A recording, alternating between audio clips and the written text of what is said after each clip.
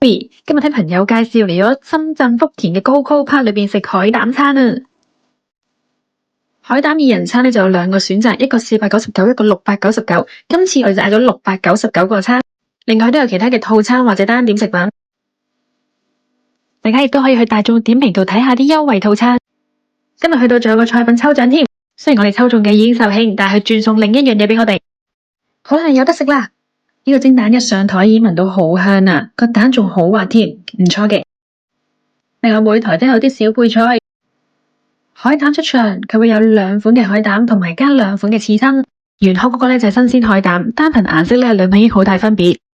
食落去淺色一蛋嗰個咧真係太甜啦，所以中意食海膽都可以俾多個意見大家，就係嗌個499餐，再加多一個買一送一嘅海膽。另外佢嘅壽司啦、沙律啦同埋海蜇咧都係覺得不過不失嘅。而到呢一個胎胎嘅餡咧，其實係唔錯噶，不過個皮真係太甜啦，唔係咁 match 咯。而呢一個餃子咧，我都覺得幾好食。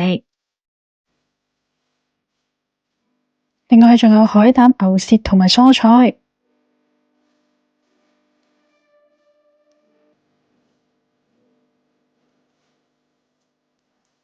最後仲有泡飯食添，大家真係唔需要擔心唔夠飽啊！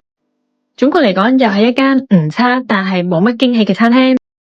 我哋睇 Carrie，關注我，繼續同我一齊發掘更多好玩、好吃、好去處啦！我哋下次分享再見，拜拜。